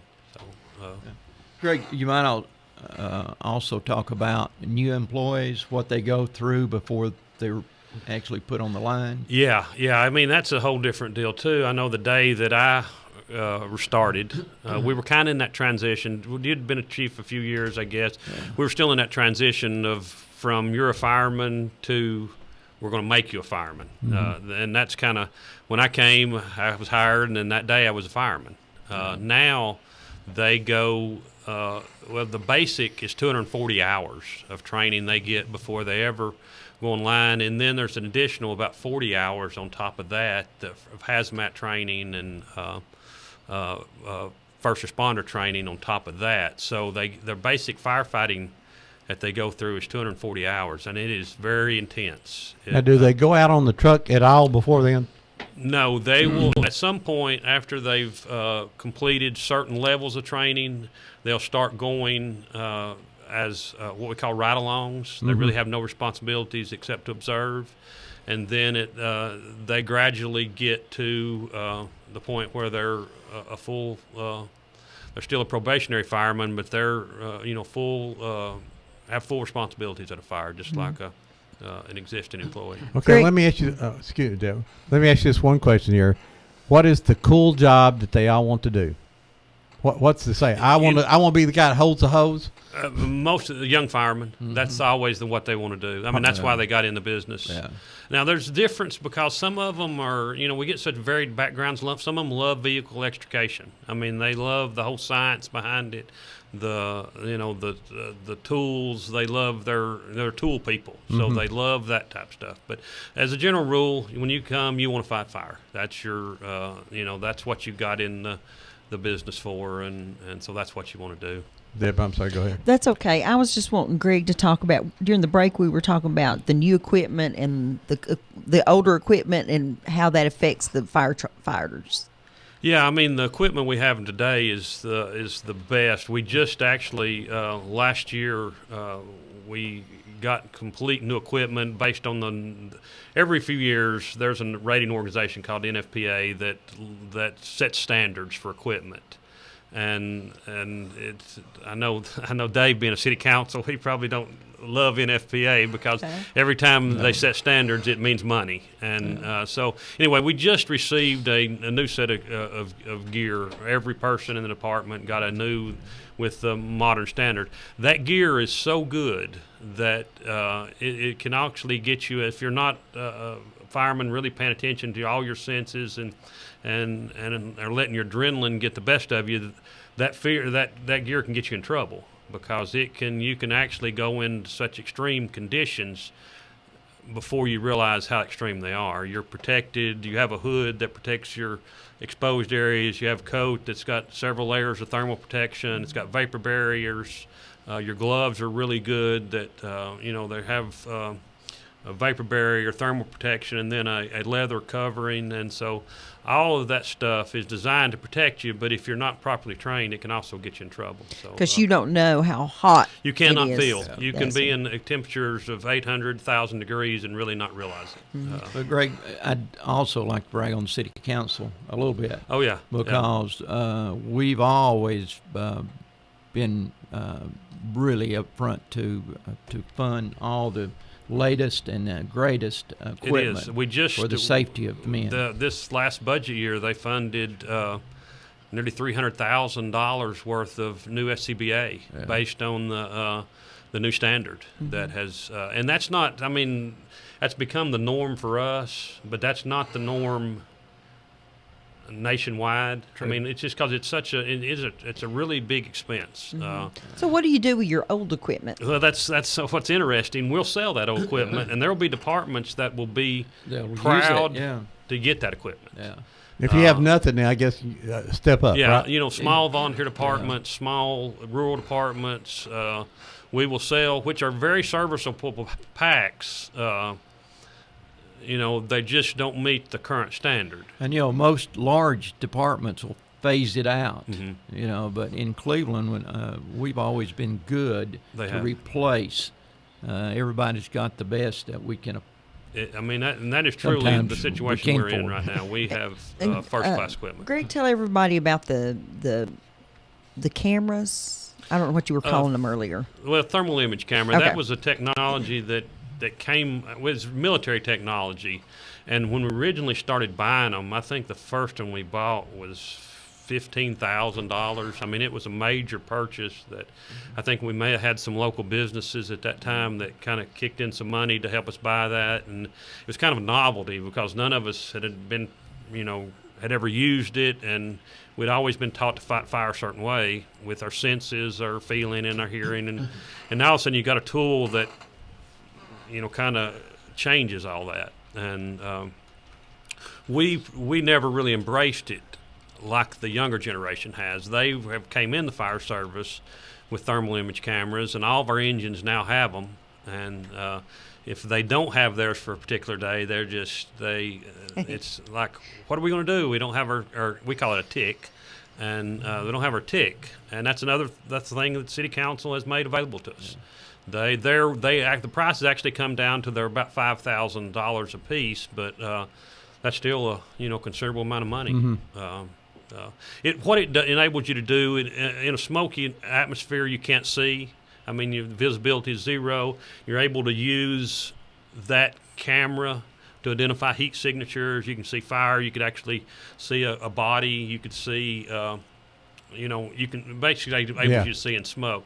It also enables you to go to a structure that is not on fire, but is having a issue of some kind, and determine where that issue is coming from. If you're having a smell of smoke, if they're having a electrical problem, they're not sure what it is, you can take that camera and see the heat signature inside a wall, in an outlet, in a breaker box. So it's very beneficial just to determine what's going on in a structure that's not actually on fire. Smokey, what kind of training did you have when you started? They say jump on and hold on. Well, that's basically it. Now, we had to go through a 40-hour training. Chief Truitt was the training officer, and we worked like 8 to 5, Monday through Friday, for 4 weeks, and then they put us on shift. But I'd like to tell one more story. We'll get this phone here, then okay. you go ahead, caller. This T. Bandy. Hey, T, what's going on, buddy? We're out yard selling. Are you asking very much for your yard? Yeah, I'd like to. No, I got a fish truck coming the 16th, and I'm hoping to get a crowd. Yeah. So if you need fish for your ponds or your lakes, this is the man. Yeah. Take. Okay, you call 478-2405 to order what fish you need, and T be glad to order those for you. Yeah. Yeah. Yeah. I was going to tell them that the fire department was my witness at mine and Marilyn's wedding. Oh, yeah. Go ahead. Yeah. Make me feel sure. Tell that, T.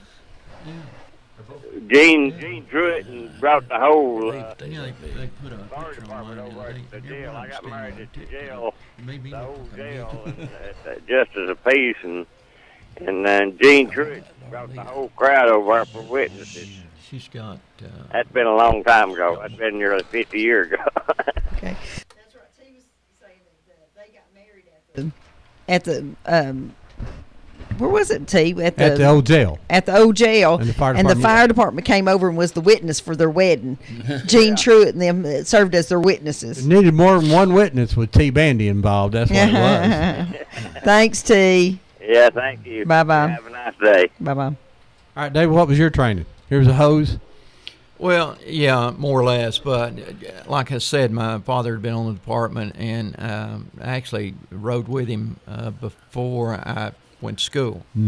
And they let me roll hose. I had a pretty good training process that went through. And how long did your dad work for the fire department? Dad worked 50 some odd years. Wow. Counting his volunteer time and full time. That's a few days. Yeah, my dad was a good guy. He really, really loved the job. Hey, folks, you're listening to Old Town Cleveland here. We got David May, Smokey Davis, and Greg Cooper in here from the Cleveland Fire Department, previous from the Cleveland Fire Department and in the fire department. And we got a caller right now. Go ahead, caller. Hello, Ron. This is Bob Cash. Hey, Bob Cash, what's going on, buddy? I've just been enjoying your program this morning. Those guys, bless their hearts, they know what they're doing, and a lot of people don't realize they put their life on the line all the time. Often. And, I was just wondering, Ron, was Red ever a firefighter? No, she probably started a few fires when she started the fire. Making moonshine. And then that mash boiled up and made moonshine. Talk to her, tell her Bob Cash wanted to know about her firefighting experience. Okay, Bob. I can't say what you're really thinking there, I don't think. I hear you, Daddy. I've enjoyed your program, and I'm going to continue to listen, and talk to you later. Thank you. All right, Bob. Ron, tomorrow at 2 o'clock at the McMinn County Courthouse downstairs on the east side of the building, downstairs in the Blue Room, they're going to have the park manager from the Cherokee Removal Memorial Park in Meigs County there talking about the Trail of Tears Park there. If anybody's interested in it, go tomorrow at 2 o'clock. That'd be a good place and always a good meeting up there. Go ahead, caller, you live. Hey, my name is Charles Dunson. Uh-huh. And I've got a volunteer fire department like a mile and a half from where I live. Uh-huh. I need to get a gate opener to them, and I don't know, I can't hardly find anybody been there. Could you tell me who I might get that to? I've got an automatic gate that opener, and I need to get them. Oh, you've got an automatic gate opener, and you need to give it to someone at which fire station? Down on Keith Valley. Do any of you guys know who's? Greg's going to talk to you. Yeah, the Bradley County Fire Department is the one that currently maintains that station. I would contact Troy Maney. He is the chief of Bradley County Fire Department. They would probably want to put that opener on one of their full-time units, which would be the one at Waterville. Okay. There, with the Waterville School there, that is a full-time station now, and you could probably, if you didn't get in touch with Troy, you could probably take it to that station, and they would advise you on what they need to do with it. Okay. Yeah. Thank you. Thanks for being a listener. I appreciate it very much. Bye-bye. Thank you, Charles. Yeah, Ron, the studio, what was in this when it was the village? Hobby Lobby. No, the Hobby Mart. Hobby Mart, yeah. You ain't gotten anything right today, Ron. Well, I've got part of every one of them, though. No, it burned out in the 70s. The Men's Den with Eddie. That would have been next door, wouldn't it? Men's Den. No, it was. We had 3 buildings involved with smoke and all that, but the Hobby Mart. Hobby Mart. Yeah, and then I think that's where the Hobby Mart and Eddie Cartwright's the Men's Den, and then the ladies' shop all had smoke damage. All I know. had smoke damage, right? Yeah, and this is a very good built building. Yes, I might say. This is a. Oh well. When the tornadoes come, this is a good place to hide. Fro Daddy it's hard was, to get a signal, telephone signal out here, though. It's so much concrete. Fro Daddy was in here the day we had all the big tornadoes, and he really did help people a lot. He got really serious that day, and he was telling people when to hunker down. He was watching the radar on the screen, and somebody said, "Aren't you scared?" And he said, "This place is solid concrete. If I blow away here, I was going to blow away here." I think CLE had got knocked off the air, and I think they sort of simulcast us just to help get something out information. So always good to help. That's what we try. This is a community radio station. If you listen in the afternoon, it's a little wild and crazy. With Fro Daddy, and it's then a lot wild and then crazy. we try to do positive things for the community too. So like this program here. I got Ron, one tell story him. on the table. Go ahead. Okay. We was talking earlier about riding tailboard on the truck, fire trucks holding on, and how cold it gets. I just want to tell this story. The Cleveland Fire Department took over. You remember the old white silver fence truck that they had? Mm-hmm. Well, we had that truck, and I was driving. I was one of the drivers on it. Well, it had a front-mounted pump. Most of them now are mid-mounted, but this was right out front. Well, we had a call. It was in the wintertime. I mean, it was cold. Down off of Lead Mine Valley Road. We got down there, and we had a working house fire, but the pump was froze up on the truck because it was exposed, to all that cold air.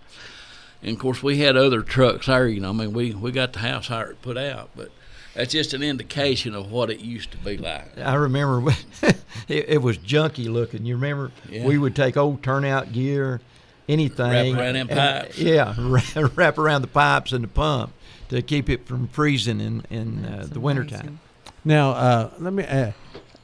We've all seen on the news when you charge that hose, it's got a little pressure on it, don't it? I mean, you sometimes it's got more than it's supposed to have. Yeah.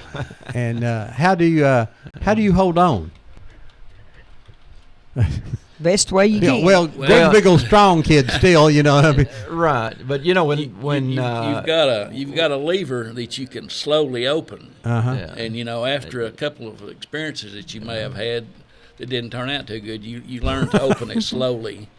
The faster you open it, the more the more pressure it puts on you. So would it whip you? It will, yeah. But Ron, when I went to work, and I think probably we was making a changeover. We had booster lines, 1.5-inch lines, and 2.5-inch lines, and now we've got 1 3/4, Correct. Probably don't even use. Do you even have booster hose anymore? We don't use. Well, some of the trucks still have booster. We don't use the booster except on maybe brush fire, grass fire, stuff like that. Right, and The then only large thing. diameter I call those hose. stupid fires. And then we have still have 2.5, and then we have actually a 5-inch line that we can is almost like taking the hydrant and moving it to your location. I had bought 5-inch hose. Yeah, you a bought the couple first- years before I right. left. Yeah, Uh, but it everything has changed. And all it does, the 1 3/4 versus the 1 3/2, the 1.5 inch that we used to use, it gives you a little more water. It makes you able to not pump the truck quite as hard to get the same amount of volume, or actually additional volume out of the same hose. And of course, the 5-inch line, when you lay a 5-inch line, it's almost like laying a water main as you go. And we're used to, we'd have to have a pumper on the hydrant and relay the water to a pumper on the scene. He can drop the 5-inch line, and it gives him the volume without tying another piece of equipment up. Yeah, and every one of our frontline pumpers carry 1,100 feet of that 5-inch line, so we can take a hydrant a considerable distance. Yeah. We It is can, a good one. Now, something always amazed me as a kid is that, you see these big fires and you guys are pumping in tons and tons and tons of water, and that fire just keeps on burning. I mean, that's sort of amazing that it gets that hot that the water just doesn't do anything to it. Yeah, it's the key is to get the water to it. Mhm. To the base of it. That's the difficult problem is getting the water into the fire. Go ahead, caller. You live. Ron Bob keeps calling in and asking things I do. Yeah. Well, I'm not going to tell on myself about nothing. That's right. This is Red, the 3-alarmer. But now, I might have started some fires. We said you started fires to burn some corn. Yeah, you had to get that old field stirred up. That's right. Well, you and Bob Cash going to have to get together so he'll leave me alone. Well, he keeps calling in, and he never does call me or anything. So Well, Red, I'm going to give you his number, and you just see if he's real. I'm going to see if he's real. One time, I'm going to scare him to death. Yeah, he'd be scared to death. Yeah, I'm going to get you offline. I ain't going to get it over line because he may have other women wanting to call him or he owes on money. That kind of sounds like him. It does, doesn't it? Thanks, Red. Okay. Bye-bye. Ron, real fast, tell everybody about the gardening show. Oh, yes. Every Saturday morning in May from 9 to 9:45, we got a program called Make It Grow, the Master Gardeners of Bradley County. If you have questions about making anything grow in your yard, or if you got things growing in your yard you don't want growing in your yard, or if you got critters or insects, this gardening show, the Master Gardeners of Bradley County, we're going to be doing that for 3 more weeks here. So get your questions ready about your gardens. And it was pretty interesting this morning. So you can learn a lot of things about I'm taking the Master Gardener course right now, and I learned a lot of things. So far, he's learned to tell me where to dig the holes. That's right. Right there would be a good place for a plant. Yeah. Dirt Track Life. We have our DVDs for sale. Victor Hicks is taking care of those down at Central City Auto Parts. Go see Victor, and he'd be glad to help you with that. And we're going to have a big free showing at Walker Valley High School on May the 18th at 3 p.m. We hope everybody will come out, and I think we're going to have a bunch of old drivers there. Ron and I are going to head to Dalton here in a few minutes to try to recruit some people to come. And, Greg, would you tell everybody one more time about the open house that's going on?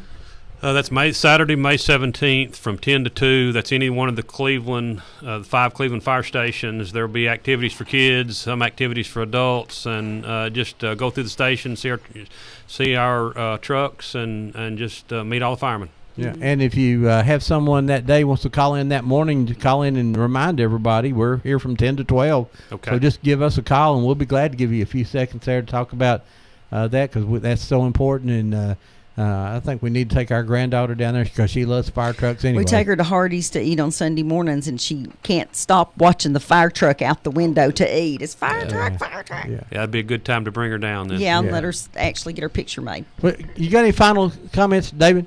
No, I've enjoyed it, Ron. Well, David, we're going to ask you back. Aren't you involved in rebuilding furniture and building old houses a little bit, and A little bit. A little bit. Yeah. Well, I'll find someone else to help us talk about that. But I want you to come back real soon, and we'll talk about that. Well, thank you. David, it's always good to see you. Smokey, you got anything you want to say? I didn't let David finish. You I'm can, sorry. now, this is a good time to say something about Victor Hicks real quick before he can I call. was thinking about doing that. No, I just like to say I've enjoyed being here. Enjoyed the show, and if you want to go to Central City, it's a good place to buy your automotive parts, your dirt track DVDs, but just don't believe everything that you hear down there. Let's get just one more call here before we get to Greg there. Go ahead, caller. Okay, Ron, I just wanted to ask Debbie if she's got any of those books left, Confederate Voice. I have very few of those books left. They are at the Red Ribbon on Central Avenue. And they're not open on Mondays, but they're open to 3 o'clock or something this afternoon. And they're close to Joe Rogers' Office Supply. Are they open any days through the week? Yes, they're closed on Mondays, but they're open the other days from like 10 to 5. Oh, okay. Thank you. All righty, bye-bye. Go ahead, Greg. All right, go. Yeah, Ron, I just wanted to say, and you can tell by the way that the three of us have talked, that we was dedicated, enjoyed it. I can never remember a day that I hated to go to work. That's good. Correct. I was working at Bowater when I was offered the job. Ended up taking a pay cut. Never did regret the move, and a great group of people that I worked with the whole time that I was with the department and as chief. But I was thinking today, I don't remember a day that I hated to go to work. There's not many professions that you can say that about. That's the truth.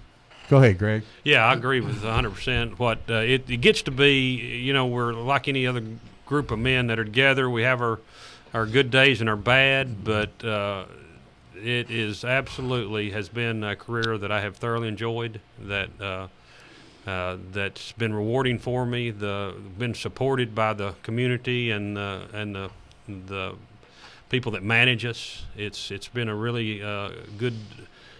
It's afforded me a good life, an enjoyable life, and I think it's made me a better person for doing that. So I appreciate y'all having us on. It's always Isn't good it fun? to have talk about the fire department. And can you still whip Kenny's butt?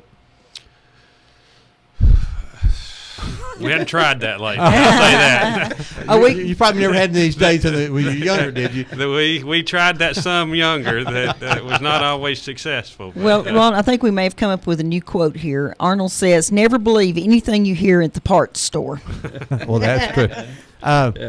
We always close by saying, folks, it's important that you get those old pictures out from under the bed, out of the shoe boxes, out of the drawers. Get someone older in your family to write the names on the back of them. Same thing with you guys at the fire department. You all write down your stories, because when you guys are gone, that history dies with it, and who the chiefs were and who you worked with, and all that's important, and the changes in equipment.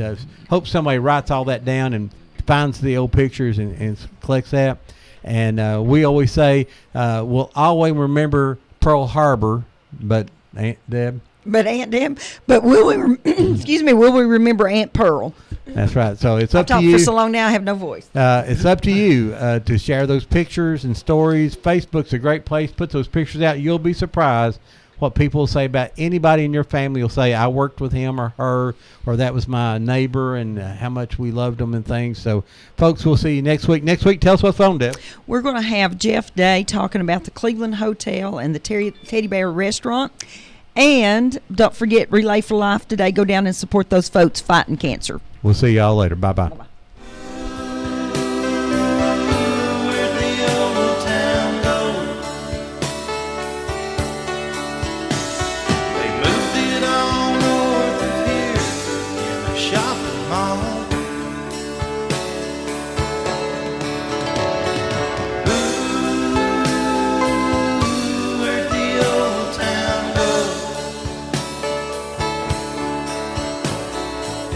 Hometown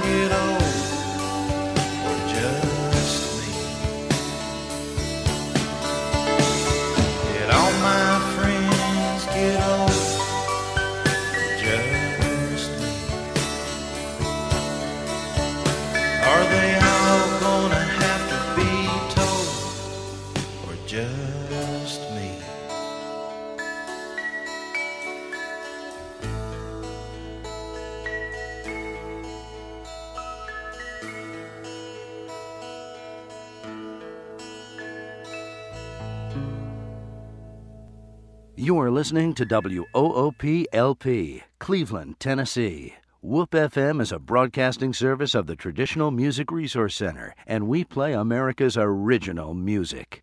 You need money overnight? Check into cash. Your time is tight.